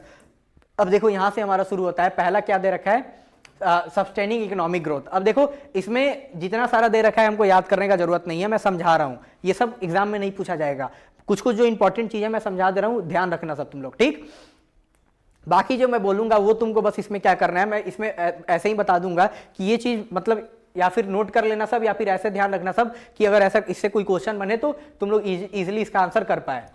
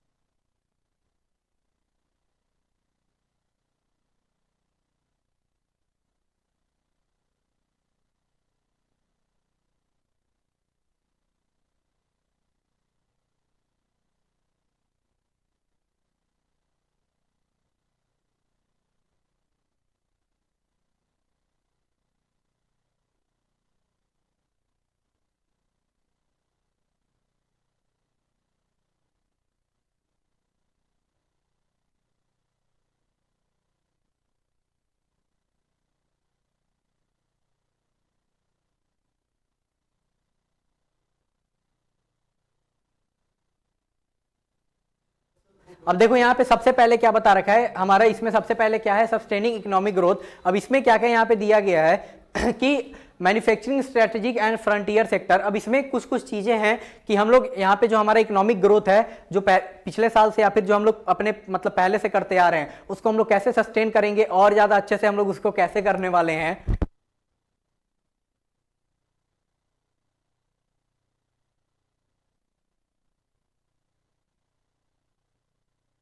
अब देखो यहाँ पे पहला क्या दे रखा है, यहाँ पे बता रखा है कि इसमें जो न्यू बजट है इसमें बताया गया है कि इंडिया सेमीकंडक्टर मिशन 2.0 अब यहाँ पे लाया जाएगा। अब देखो 2.0 है तो जाहिर सी बात है पहले भी कोई सेमीकंडक्टर मिशन यहाँ पे आ गया होगा। तो जो हमारा पहला सेमीकंडक्टर मिशन था वो हमारा 2021 में आया था। तो जो पहला सेमीकंडक्टर मिशन था वो क्या बोलता था, बेसिकली वो ये चीज बोलता था कि हमको क्या करना है, यहाँ पे सेमीकंडक्टर बनाने के लिए जो यहाँ पे रॉ मटेरियल का जरूरत पड़ता है उन रॉ मटेरियल का हम लोग क्या करेंगे, यहाँ पे उसको हम लोग ढूंढेंगे लोग और उसका हम लोग क्या ढूंढ कर उसको हमको यहाँ पे रखना है ताकि हम लोग क्या कर सके, मैन्युफैक्चर कर सके। अब जो हमारा न्यू सेमीकंडक्टर मिशन है इसमें बेसिकली मैन्युफैक्चरिंग का बात किया गया कि ढूंढ कर तो अब हम लोग रख लिए, अब मैन्युफैक्चर कब किया जाएगा, उससे सामान कब मतलब सेमीकंडक्टर कब बनाया जाएगा। तो ये जो इंडिया सेमीकंडक्टर मिशन 2.0 है इसमें उस चीज के बारे में जिक्र किया गया है। फिर आगे यहाँ पे बता रखा है कि बायोफार्मा शक्ति। अब देखो बायोफार्मा शक्ति क्या है, इस बजट में बहुत सारे ऐसे जो यहाँ पे जो कैंसर के लिए ड्रग्स ये सब होते हैं उसके बारे में यहाँ पे बताया गया है कि उसके रिसर्च एंड डेवलपमेंट के लिए या फिर उसका जो रेट है वो और सस्ता हो सके उसके लिए जो बायोफार्मा शक्ति है उसमें इस चीज के बारे में बताया गया है। ये हमारे लिए इंपॉर्टेंट नहीं था, सेमीकंडक्टर मिशन इस रिलेटेड बहुत सारे करंट अफेयर में जो न्यूज चलते रहते हैं इसलिए इसके बारे में बता दिया हूं, और ज्यादा डिटेल में इसको पढ़ना है वैसे। अब देखो फिर क्या बताया गया कि scheme for rare earth permanent magnet research mining processing and manufacturing. अब देखो रेयर अर्थ जो मिनरल्स होते हैं वो जो हमारे लिए जरूरत रहते हैं, जो सबसे ज्यादा कहां पे पाया जाता है, याद रखना चाइना में, चाइना ताइवान में सबसे ज्यादा जो रेयर अर्थ मिनरल्स होते हैं वो पाए जाते हैं। ऐसा नहीं है इंडिया में नहीं है, इंडिया में भी है, पर उसको निकालने में जो पैसा लगता है वो मतलब निकालने का जो प्रोसेस रहता है रेयर अर्थ मिनरल्स को अर्थ के क्रस्ट से जो निकालने का जो प्रोसेस रहता है वो इतना ज्यादा क्या है, ईजी नहीं है। तो इंडिया में अभी हम लोग उस लेवल पे उसको फाउंड भी नहीं कर रखे हैं कि कहां पे वैसा मिलता है। वैसे इंडिया में बेसिकली अगर हम लोग देखें तो ये हमको देखने को मिल जाएगा जो इंडिया का ईस्टर्न साइड है, ईस्टर्न यानी उड़ीसा, ये सब उड़ीसा हो गया, आंध्र प्रदेश हो गया या फिर झारखंड ये सब हो गया, उस साइड में जो हमको रेयर अर्थ मिनरल्स है वहां पे हमको मिल सकते हैं। तो इसलिए अलग से कॉरिडोर का भी बात किया गया है, आगे बजट में मैं बताऊंगा।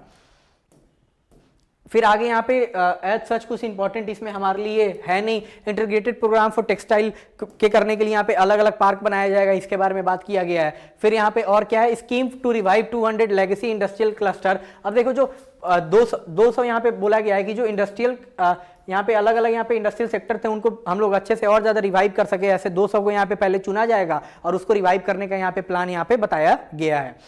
फिर यहाँ पे tax reform to boost manufacturing sector as such important हमारे लिए नहीं है, रीड कर लेना सब अगर रीड करना हो तो, पर इससे कुछ क्वेश्चन वैसे नहीं बन सकता है। क्यों? क्योंकि ये डायरेक्ट यहाँ पे थ्योरी के रूप में लिख रखा है और हमारा एग्जाम यहाँ पे थ्योरी ओरिएंटेड नहीं है, हमको क्वेश्चन आंसर नहीं लिखना रहता है, हमको यहाँ पे क्या करना रहता है, जो ऑप्शन रहेगा उसमें हम उससे हमको देकर आंसर डायरेक्ट देना रहता है, और ऐसे इसमें से कुछ क्वेश्चन इंपॉर्टेंट बनने वाला है नहीं।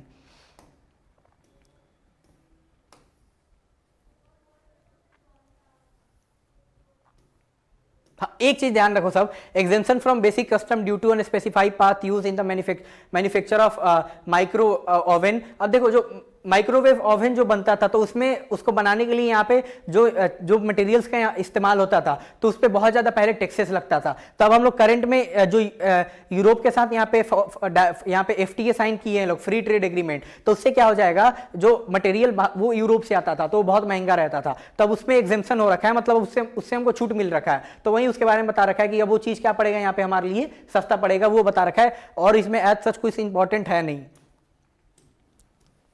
हाँ, ये इंपॉर्टेंट है फिर यहाँ पे बहुत ज्यादा, इसमें तीन में से दो इंपॉर्टेंट है, वो हम लोग को ध्यान रखना है। 3 prolonged approach to help MSME grow as a champion. अब देखो MSME क्या है, micro small and medium enterprises, मतलब जो छोटे लेवल, जो एकदम बहुत छोटे लेवल के या फिर छोटे लेवल या फिर जो मीडियम लेवल के यहाँ पे हमको इंडस्ट्रीज देखने को मिलते हैं, वो किसके अंडर में आते हैं, MSME के अंडर में आते हैं, जिसका फुल फॉर्म क्या है, micro small and medium enterprises. तो इसके लिए यहाँ पे 3 चीज को यहाँ पे लाया गया। अब देखो पहला क्या है, इक्विटी सपोर्ट दिया जाएगा, फाइनेंशियल उनको सपोर्ट करना है। तब यहाँ पे क्या है, dedicated 10,000 crore SME growth fund. अब देखो यहाँ पे क्या है, स्मॉल एंड मीडियम एंटरप्राइजेस एक ग्रोथ फंड का यहाँ पे बनाया जाएगा, जिसमें कितना पैसा दिया जाएगा उनको, 10,000 करोड़, ताकि जो यहाँ पे नए यहाँ पे जो यहाँ पे स्टार्टअप कर रहे हैं, जिनका स्टार्टअप यहाँ पे क्या रहेगा, स्मॉल या फिर मीडियम लेवल का रहेगा, तो उनको यहाँ पे हम लोग क्या कर सके, फाइनेंशियली मदद कर सके।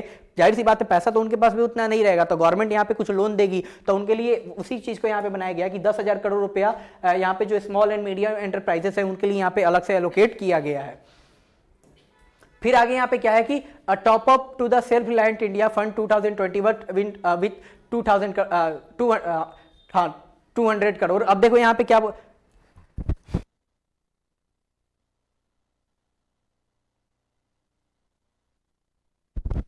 अब देखो यहाँ पे एक चीज बताया गया है कि जो हमारा एक स्कीम लॉन्च किया गया था 2021 में, सेल्फ रिलायंट इंडिया, जिसके अंडर में पैसा एलोकेट किया गया था, उसमें और 2,000 करोड़ यहाँ पे ऐड कर दिया जाएगा, ताकि उसको यहाँ पे क्या किया गया, इसमें टॉप अप किया गया है, ताकि जो लोग इसके अंडर में उनको और ज्यादा यहाँ पे पैसा मिल सके।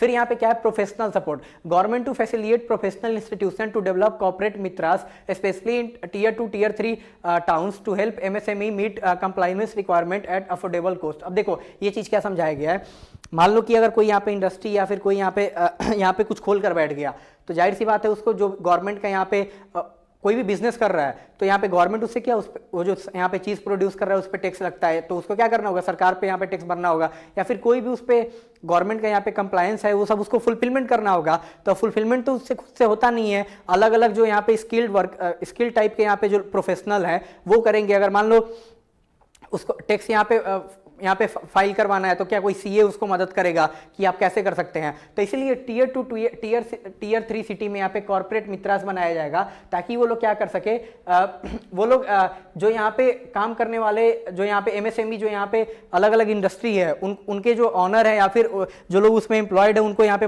सहायता किया जा सके कि आप लोग का जो बिजनेस करने का मतलब तरीका है और ज्यादा क्या हो सके, ईजी हो सके, कि आप लोग को इतना सोचना ना पड़े कि मान लो यहाँ पे कुछ हमसे गलती हो गया टैक्स फाइल करने में, तो इससे सरकार हम पे कोई जुर्माना नहीं लगा देगी। तो इसलिए यहाँ पे कॉर्पोरेट मित्रा का यहाँ पे बेसिकली यहाँ पे क्या प्रमोशन का बात किया गया कि ये होने चाहिए। तीसरा वाला ये हमारे लिए इंपॉर्टेंट नहीं है, लिक्विडिटी सपोर्ट थ्रू ट्रेड्स।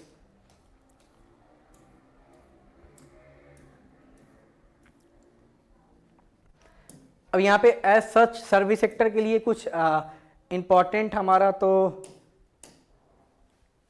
हाँ इंपॉर्टेंट सर्विस सेक्टर में अब देखो क्या है यहाँ पे, ये चीज याद रखना सब, ये डायरेक्ट क्वेश्चन बनेगा कि यहाँ पे 3 new all India institute of Ayurveda upgrading AYUSH pharmacies and drug testing labs for higher standard of certification ecosystem and upgrading the WHO global traditional medicine centre. अब देखो यहाँ पे इस बजट के थ्रू बताया गया कि 3 न्यू आयुष यहाँ पे जो all Indian institute of Ayurveda है, इसका जो 3 न्यू हम लोग यहाँ पे क्या करेंगे, यूनिवर्सिटी या फिर कॉलेज बोले, अलग अलग रीजन में हम लोग खोलने वाले हैं, ठीक, 3 आने वाले हैं। फिर बताया गया कि यहाँ पे जो पहले से आयुष के जो यहाँ पे फार्मेसीज या फिर ड्रग टेस्टिंग लैब थे, इसको हम लोग क्या करना है, और ज्यादा इसको अच्छे से अपग्रेड करना है। अब देखो यहाँ पे आयुष क्या है,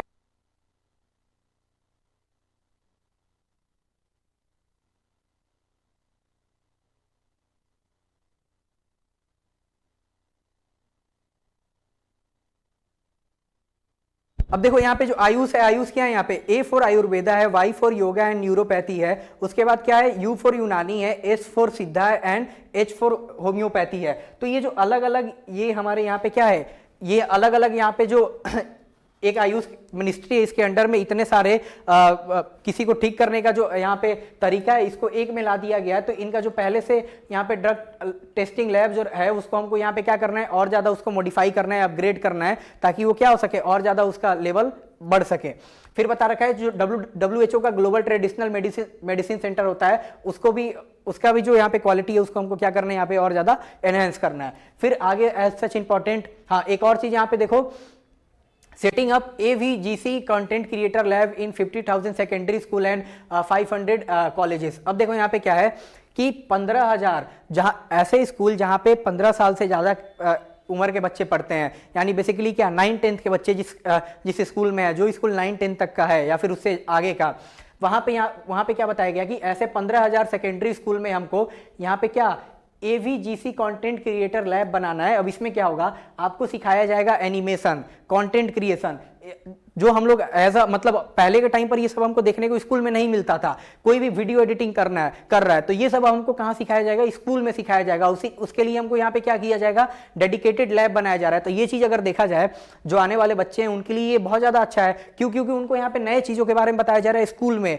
जो कि एक टाइम पर मतलब गेम खेलना भी अलाउ नहीं रहता था। अगर कंप्यूटर लैब में अगर हम लोग चले गए तो तब उनको वहाँ पे एनिमेशन सिखाया जाएगा, ग्राफिक्स सिखाया जाएगा, वीडियो एडिटिंग सिखाया जाएगा। तो ये 15,000 स्कूलों में होने वाला है, और साथ में 500 कॉलेज में भी इस चीज़ का लैब हमको मतलब बनाया जाएगा। गवर्नमेंट का इस बजट में ये है। तो इसी चीज़ को यहाँ पे क्या बोला जाएगा, ऑरेंज इकॉनमी। ये हमारा क्या है, ऑरेंज इकॉनमी। ऑरेंज इकॉनमी क्या है, कोई भी कंटेंट क्रिएटर या फिर जो मूवी इंडस्ट्रियल चीज़ें हो गई, वो सब किसके अंडर में आता है, हमारे ऑरेंज इकॉनमी के अंडर में आता है। ग्रीन इकॉनमी हमारा क्या हो गया, जो एग्रीकल्चर ये सब हो गया, वो हमारा क्या है, ग्रीन इकॉनमी। अब फिर यहाँ पे जो नेक्स्ट ध्यान रखने वाला चीज़ क्या है, setting of a new national institute of design through the challenge route in eastern region. अब देखो हम लोग को पता है कि कोई इंजीनियरिंग करेगा तो उसके लिए क्या है, यहाँ पे IITs है। कोई यहाँ पे नीट के थ्रू अगर किसी को डॉक्टर बनना है तो यहाँ पे हमारे लिए क्या है कि गवर्नमेंट जो मेडिकल कॉलेज है वो है, या फिर किसी को मैनेजमेंट सीखना है तो IIM है यहाँ पे, इंडियन इंस्टीट्यूट ऑफ मैनेजमेंट। तो वैसे ही अगर देखो यहाँ पे किसी को डिजाइनिंग सीखना है तो डिजाइनिंग के लिए यहाँ पे नया नेशनल इंस्टीट्यूट ऑफ डिजाइन बनाया जाएगा, जो कि पहले से नहीं था उतना। अब खासकर किस रीजन में बनाया जाएगा, ईस्टर्न रीजन। ईस्टर्न रीजन कौन से हो गए, जो बंगाल हो गया, बिहार हो गया, झारखंड हो गया, उड़ीसा हो गया, मतलब इंडिया के ईस्टर्न साइड पे जो स्टेट पड़ते हैं, आंध्र प्रदेश हो गया, वो सब क्या हो जाएंगे, वहां पे यहाँ पे NID बनाया जाएगा। जैसे एक हो गया IIM हो गया, IIT हो गया, वैसे ही क्या हो जाएगा, ये NID national institute of design बनाया जाएगा, जो ईस्टर्न रीजन है इंडिया के, वहां पे। ये भी अच्छा चीज है। उसके बाद फिर एज सच इंपॉर्टेंट है नहीं, खेलो इंडिया मिशन बहुत पहले से बात किया जा रहा है, याद रखना सब 2017 में आ रखा था खेलो इंडिया मिशन, और इसके बारे में अच्छे से और पढ़ लेना सब, क्योंकि ये आते रहता है एग्जाम में। पर इसमें वैसा कुछ न्यू कुछ हो नहीं रखा है, जिस कारण से हम लोग नहीं पढ़ रहे हैं। फिर क्या है, 5 एजुकेशन में देखो क्या किया गया है, 5 यूनिवर्सिटी टाउनशिप इन विंसिटी of major industrial and logistic corridor. अब देखो यहाँ पे जो अलग अलग यहाँ पे जो हमको, जैसे गुजरात में गिफ्ट सिटी है, तो क्या है वो एक ऐसा एरिया है जहाँ पे फॉरेन के यूनिवर्सिटी आकर यहाँ पे क्या खोल रहे हैं, या फिर हमको वहाँ पे नए हमको यहाँ पे जो सस्टेनेबल सेक्टर हैं वो हमको वहाँ पे देखने को मिलेंगे। तो वही बता रखा है कि जो बड़े बड़े यहाँ पे इंडस्ट्रियल एरिया है, वहाँ पे हमको 5 नई यूनिवर्सिटी को यहाँ पे ओपन करना है सरकार के द्वारा। फिर बोल रहा है girls hostel in higher education STEM institution in every district. अब देखो स्टीम क्या है, साइंस टेक्नोलॉजी इंजीनियरिंग मैथमेटिक्स का जो फील्ड का जो भी एजुकेशन रहता है हायर एजुकेशन, ठीक। तो उसमें हमको क्या करना है, हर एक डिस्ट्रिक्ट में जो इनका कॉलेज है वहां पे गर्ल्स के लिए पहले हॉस्टल फैसिलिटी नहीं था, अब हमको यहाँ पे क्या करना है, कॉलेज में हर एक डिस्ट्रिक्ट में जो कॉलेज रहेगा स्टीम के अंडर में साइंस टेक्नोलॉजी, यहाँ पे फिर से क्या है इंजीनियरिंग और मैथमेटिक्स, तो गर्ल्स के लिए हॉस्टल बनाना है। अब देखो हॉस्टल बनाना जरूरी क्यों है गर्ल्स के लिए, क्योंकि बहुत सारे ऐसे पेरेंट्स होते हैं वो क्या करते हैं, मतलब उनको डर रहता है, वो लोग पीजी नहीं दिलवाता है लोग मतलब गर्ल्स के लिए, ताकि वो गर्ल्स मतलब फिर वो बच्चियां जो वो पढ़ नहीं पाती है, तो इसीलिए उनको रहता है कि कॉलेज में यहाँ पे क्या नहीं है, हॉस्टल नहीं है, तो उनको डर लगता है। तो इसीलिए अब क्या सरकार का क्या कहना है कि हम लोग हर एक डिस्ट्रिक्ट में जो यहाँ पे साइंस टेक्नोलॉजी इंजीनियरिंग और मैथमेटिक्स का जो भी हायर एजुकेशन का कोर्स किसी भी कॉलेज में प्रोवाइड किया जाएगा, तो उस कॉलेज के अंडर में हम लोग को यहाँ पे क्या करना है, हर एक डिस्ट्रिक्ट में यहाँ पे गर्ल्स हॉस्टल मैंडेटरी करना है। क्या मैंडेटरी, यानी होना ही चाहिए। तो ये भी एक अच्छा सा इनिशिएटिव है सरकार के द्वारा।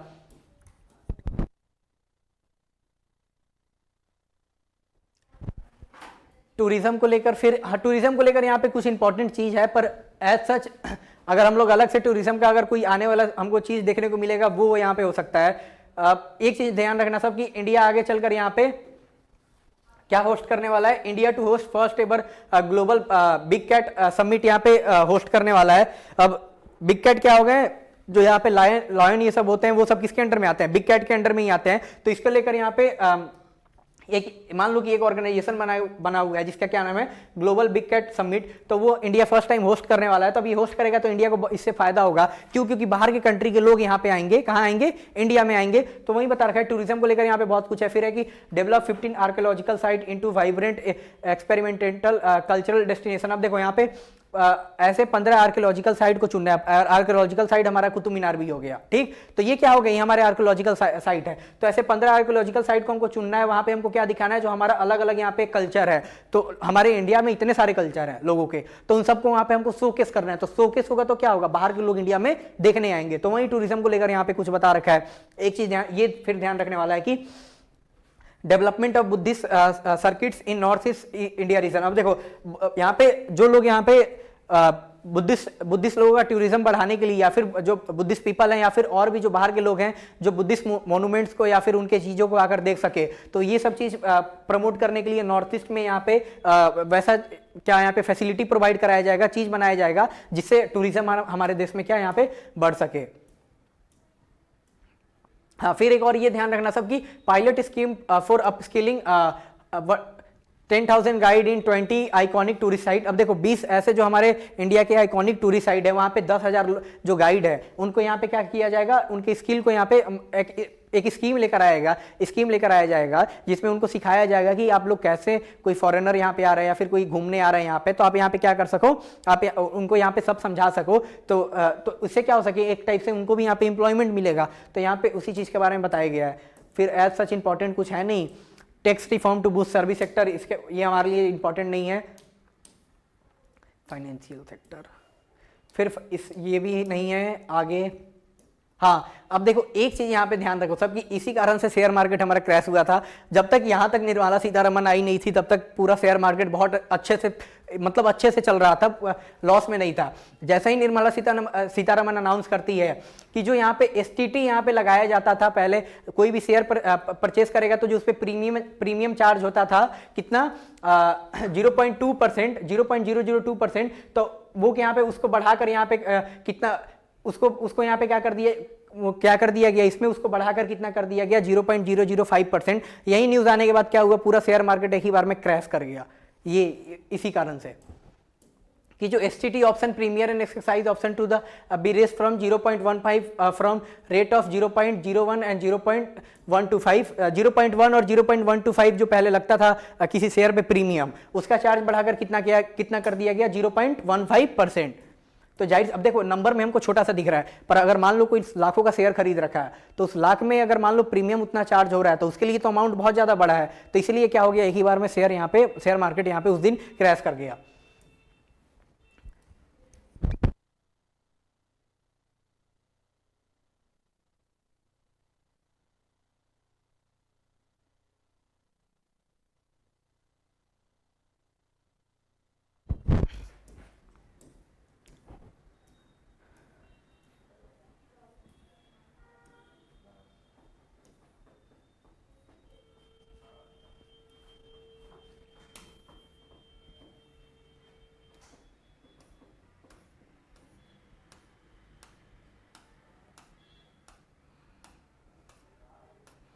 फिर एज सच ये हमारे लिए इंपॉर्टेंट नहीं है। देखो तो हम लोग 6 पढ़े थे ऊपर, पहला हमारा था वो हमारा क्या हो चुका है। दूसरा क्या यहाँ पे strengthening the foundation of growth. अब ये स्टार्टिंग के 2-3 ही मतलब ज्यादा बड़े हैं, उसके बाद के एक एक पेज में ही है, वैसा कुछ है नहीं। अब देखो एक चीज यहाँ पे जो हमको यहाँ पे ध्यान रखने वाला है वो ये यहाँ पे बता रखा है कि हाँ, जो एक टाइम पे हम लोग इंफ्रास्ट्रक्चर पे यहाँ पे 2 लाख करोड़ पैसा खर्च करते थे। कब? Physical year financial year 2015। Financial year 2015 में हम लोग देश का इंफ्रास्ट्रक्चर बनाने में कितना पैसा खर्च करते थे? सिर्फ 2 लाख करोड़ का। और वो प्रेजेंट जो आने वाला फाइनेंशियल ईयर है वो कितना है अभी के हिसाब से? 12.2 करोड़। और जो इस 12.2 लाख करोड़ ये क्या है? हमारा जो आने वाला फाइनेंशियल ईयर है उसका है। अगर हम लोग प्रेजेंट फाइनेंशियल ईयर पे अगर हमारा इंफ्रास्ट्रक्चर पे पैसा का इन्वेस्टमेंट देखें तो हमारा कितना है?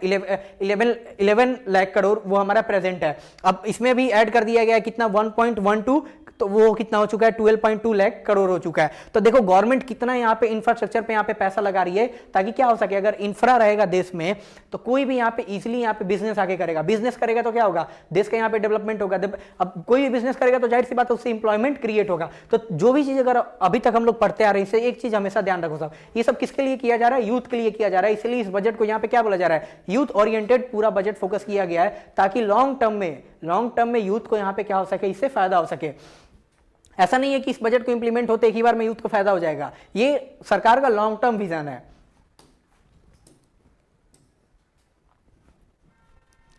फिर आगे वैसा कुछ इंपॉर्टेंट आगे यहां पे है नहीं।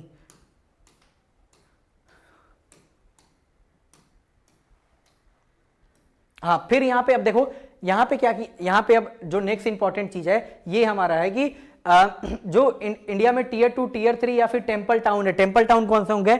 जो छोटे छोटे शहर है जहां पे मतलब फेमस मंदिर हो गया, जैसे रुद्रप्रयाग में मंदिर हो गया या फिर जैसे ऋषिकेश में मंदिर हो गया। तो ये तो बड़े बड़े टाउन है नहीं, तो ये सबको हम लोग किस नाम से जानते हैं? लोग यहाँ पे टेंपल टाउन जानते हैं, जहाँ पे मतलब अच्छे खासे मंदिर है। तो उन सब टाउन को यहाँ पे उनका यहाँ पे क्या हो सके, उनका यहाँ पे इंफ्रा और ज्यादा अच्छे से डेवलप हो सके, जिस कारण से सरकार इस वाले बजट में ज्यादा उनके लिए अलग से यहाँ पे पैसा प्रोवाइड कर रखी है ताकि क्या किया जा सके, उन ऐसे सिटी में हम लोग पैसा लगाएंगे ताकि टूरिस्ट आएंगे। तो टूरिस्ट आएंगे तो क्या होगा? जाहिर सी बात है फायदा किसको होगा? जो देश के लोग हैं उनको डायरेक्ट फायदा होने वाला है। तो आगे यहाँ पे बताया गया कि 7 new high speed rail corridor बनाया जाएगा। पहला देखो ये याद रखना है 7 बनाया जाएगा। अब ये याद रखने का जरूरत है नहीं। पहला कौन कौन सा है यहाँ पे? मुंबई से पुणे के बीच में, दूसरा है पुणे टू हैदराबाद, तीसरा हैदराबाद टू बेंगलुरु, फिर है हैदराबाद टू चेन्नई, फिर चेन्नई टू बेंगलुरु, और फिर दिल्ली टू वाराणसी और वाराणसी टू सिलीगुड़ी। ये हमारा क्या होगा? यहाँ पे 7 हाई स्पीड रेल कॉरिडोर यहाँ पे बनाया जाएगा, इस बजट में प्रपोज किया गया है। फिर आगे एज सच इंपॉर्टेंट हमारे लिए,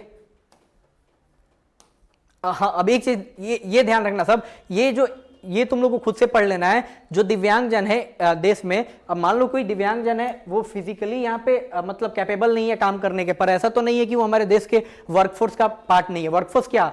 जो मतलब यहाँ पे 18 प्लस के हैं जो यहाँ पे देश में काम कर सकते हैं, तो वो काम तो वो भी कर सकते हैं, ये अलग बात है, वो दिव्यांगजन है। तो सरकार उनके लिए अलग से यहाँ पे मतलब इस बजट के बारे में बात कर रखी है। अब सरकार वैसा स्कीम लेकर आएगी, उसके बाद हमको पता चलेगा आने वाले ईयर मतलब आने वाले कुछ मंथ में कि सरकार उनके लिए अलग से क्या करने वाली है। तो उस समय एक चीज ध्यान रखना सब, ये एक बार रीड कर लेना सब, और उसके बाद वहां पे देखना सब कि सरकार यहाँ पे उनके लिए कैसा स्कीम लेकर आ रही है।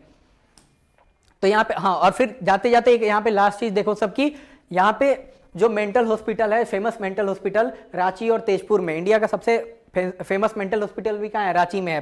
तो उसको क्या सरकार बोल रही है यहाँ पे, हम उसको क्या करेंगे और ज्यादा यहाँ पे अपग्रेड करेंगे।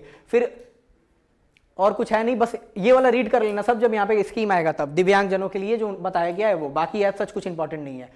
अब देखो 3 हम लोग का हो गया। अब क्या है यहाँ पे नेक्स्ट पॉइंट है ट्रस्ट बेस्ड गवर्नेंस। अब इसमें कुछ हमारा इंपॉर्टेंट एज सच नहीं था।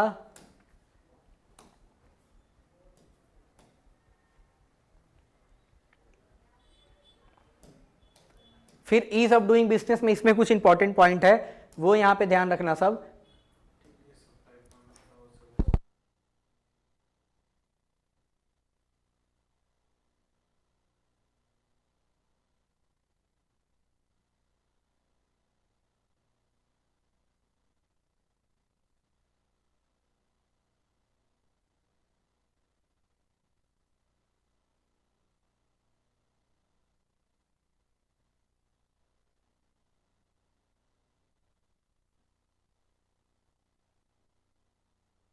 देखो ऊपर क्या बताया गया है, ऊपर वैसा सच कुछ इंपॉर्टेंट नहीं है, मैं बता दे रहा हूं ऊपर में क्या दे रखा है। एक आपको दिया रहेगा जो इंडिया में एक आपको स्टार्टिंग में ही होगा जो individual person residents outside India, PROI, जो मतलब इंडिया में नहीं रहते हैं पर वो है क्या है, इंडिया के हैं, तो उनके लिए यहाँ पे कुछ टैक्स एग्जम्पशन के बारे में बात किया गया जो हमारे लिए एज सच इंपॉर्टेंट नहीं है। उसके बाद बता रखा है कि कोई अगर मान लो यहाँ पे टैक्स भरता है, तो अगर मान लो कोई टैक्स यहाँ पे नहीं भरा या फिर उससे टैक्स भरने में कुछ गलती हो गया, वो उसको बाद में पता चला कि मेरे पास और ज्यादा पैसा है, इस पे मेरे को टैक्स भरना चाहिए, तो वहां पे पहले ये सब मतलब टैक्स छुपाना क्या था, वो एक क्रिमिनल ऑफेंस, मतलब क्रिमिनल ऑफेंस है वैसे। तो सरकार क्या बोल रखी है, थोड़ा मोड़ा आप पे पेनल्टी लगाएंगे, आप मतलब 2-3 महीने लेट भी आइएगा तो क्या हो सकेगा, यहाँ पे थोड़ा मोटा पेनल्टी लगाकर आप टैक्स यहाँ पे इजीली भर सकेंगे, आप पे कोई यहाँ पे अकाउंटेबिलिटी आपको नहीं कुछ यहाँ पे रखा जाएगा। तो इसके बारे में यहाँ पे बता रखा है, एज सच और कोई इंपॉर्टेंट हमारे लिए इसमें था नहीं। हाँ, अब एक चीज यहाँ पे इंपॉर्टेंट है कि फिजिकल मैटर में क्या है, जो 16 फाइनेंस कमीशन था, इसके जो रिकमेंडेशन थे ये हमारे लिए जरूरी है। इसके रिकमेंडेशन जो हमारी सेंट्रल गवर्नमेंट है वो क्या की है, वो मान ली है 16 फाइनेंस कमीशन के इस बजट में। अब देखो इसके थ्रू क्या है, 16 फाइनेंस कमीशन के थ्रू कि जो गवर्नमेंट है accepted the recommendation of finance of the commission to retain the vertical share of devolution at 41%। अब देखो एक चीज ध्यान रखो सब हमेशा कि पूरा स्टेट, इंडिया का जितने भी स्टेट हो गए, तो स्टेट अपने से अलग से यहाँ पे क्या करेंगे, लोगों पे यहाँ पे जो अलग अलग वैट हो गया उसके थ्रू क्या टैक्सेस लगाते हैं, तो टैक्सेस लगाएंगे तो पैसा तो उनसे डायरेक्ट मतलब स्टेट गवर्नमेंट कमाएगी। तो ऐसा तो नहीं है स्टेट गवर्नमेंट वो पैसा रख लेगी, स्टेट गवर्नमेंट क्या करती है, वो पैसा किसको देती है, सेंट्रल गवर्नमेंट को। सेंट्रल गवर्नमेंट वो सब पैसा कहाँ डालेगा, जैसे मैं बताया था कंसोलिडेटेड फंड ऑफ इंडिया में वो सब पैसा जाएगा। तब मान लो स्टेट को भी तो अपने स्टेट में भी अलग अलग गवर्नमेंट है, स्टेट को भी अपने आप को चलाना है, स्टेट को अपने आप, स्टेट गवर्नमेंट को खुद से उस रीजन को अपने आप को डेवलप करना है, तो उनको भी पैसा चाहिए होगा। तो जो 16 फाइनेंस कमीशन था उसका रिकमेंडेशन था कि टोटल अगर 100 रुपए स्टेट और सेंटर के मिलाकर हुए हैं, ठीक, तो 100 रुपए में से 41 रुपए सेंट्रल रखे और बाकी का जो यहाँ पे कितना बचा 59 जो बचा वो जितने भी स्टेट है उसमें क्या किया जाए, यहाँ पे डिस्ट्रीब्यूशन कर दिया जाए। ये किसका रिकमेंडेशन था, जो 16 फाइनेंस कमीशन था उसका ये रिकमेंडेशन था। तो जो यहाँ पे सेंट्रल गवर्नमेंट है उस रिकमेंडेशन को यहाँ पे मान ली। अब इस रिकमेंडेशन से मानने से क्या होगा, अब स्टेट को और ज्यादा पैसा मिलेगा। मतलब पिछले बार जो इससे पहले था उसमें क्या था कि सेंटर इससे 41% से ज्यादा पैसे रखती थी अपने पास, ठीक, पर अब सेंटर क्या किया, मान लिया कि ठीक है हम 41 रखते हैं और बाकी का 59 वो क्या करेंगे, हम जितने भी स्टेट है उनमें यहां पे दे देंगे उनको। अब देखो वही बता रखा है कि 1.4 लाख करोड़ कितने स्टेट को दिया गया है फाइनेंशियल ईयर 2027 के लिए। उसके बाद यहां पे क्या बता और कुछ एज सच यहां पे और इंपॉर्टेंट है नहीं। फिर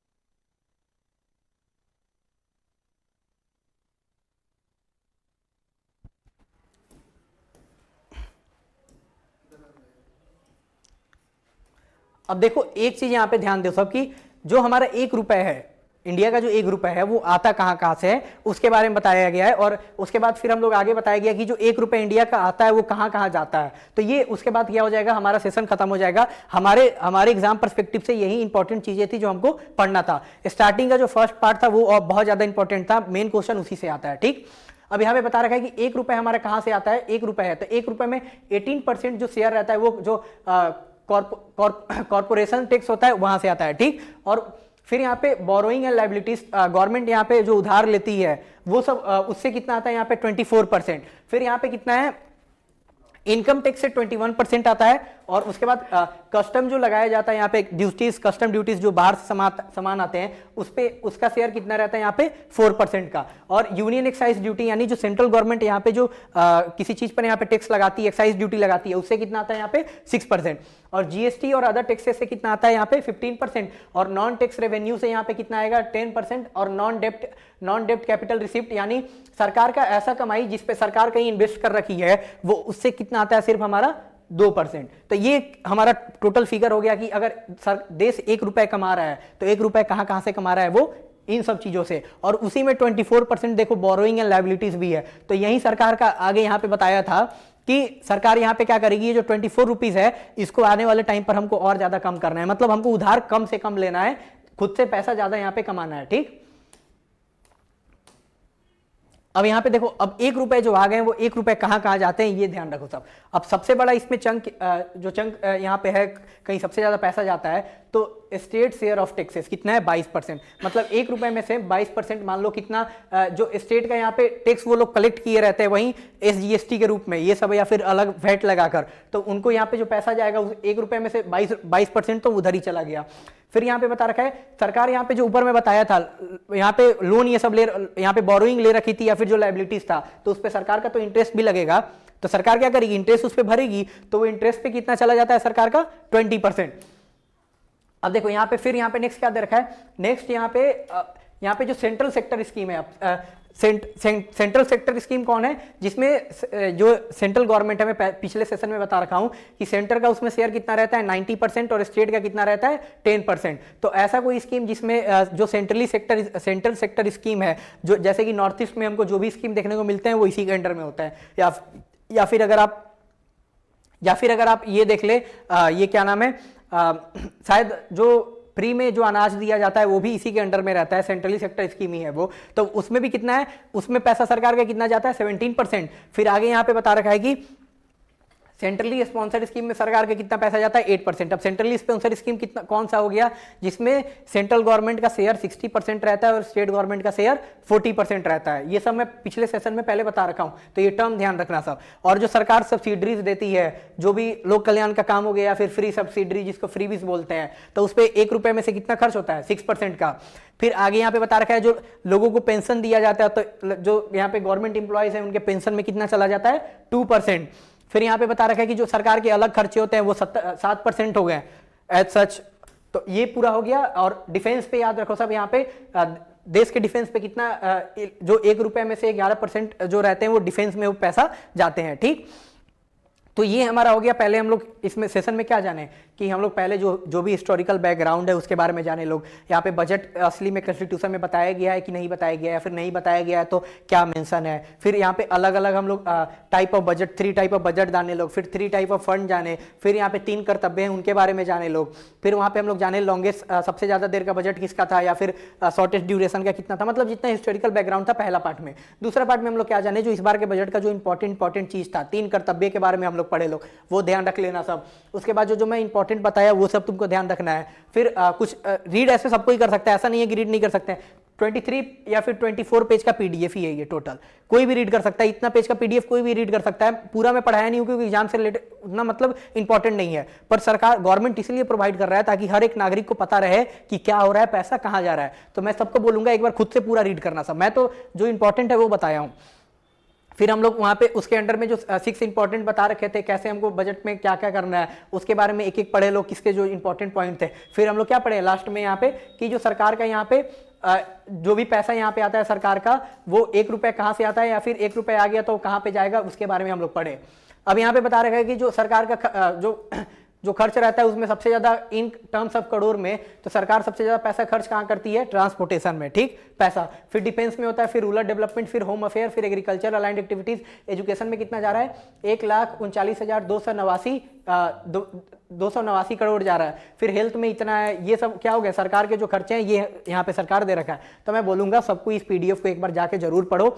जो टर्म समझना है, इकोनॉमिक्स का टर्म है, कुछ नहीं करना है, गूगल करना है, उस टर्म का मीनिंग जानना है। जो कैपिटल रिसिप्ट हो गया, फिर रेवेन्यू रिसिप्ट हो गया। रिसिप्ट क्या होता है, यहाँ पे सरकार यहाँ पे पैसा कहाँ से कमा रही है उसको हम लोग बोलते हैं रिसिप्ट। ठीक है, अब कैपिटल और रेवेन्यू क्या है, अगर कोई कॉमर्स का स्टूडेंट है उसको पता रहेगा कि कैपिटल में क्या आता है, रेवेन्यू में क्या आता है, तो अलग से लिस्ट है, तो वो सब जानने का हमको जरूरत नहीं है। एग्जाम में हमसे वो नहीं पूछा जाएगा जाएगा, अकाउंट्स का पेपर तो है नहीं। तो इसलिए एक बार पढ़ो सब, जानो सब कि पूरे बजट में यहाँ पे क्या दिया गया है, क्योंकि ये मतलब आने वाले हमको पता रहता है कि देश हमारा कैसे यहाँ पे काम कर रहा है। ठीक, तो आज के सेशन में इतना ही था। अब नेक्स्ट सेशन में अगर हम लोग जीके का जो नेक्स्ट सेशन लेकर आएंगे, जिसमें हम लोग पढ़ेंगे जो इंडिया का यूरोप के साथ फ्री ट्रेड एग्रीमेंट हो रखा है, वो हम लोग नेक्स्ट सेशन में जीके के पढ़ने वाले हैं। तो बस कुछ नहीं, आज के सेशन में इतना ही, फिर मिलेंगे नेक्स्ट वीडियो में। तब तक के लिए बाय बाय, टाटा, जय हिंद।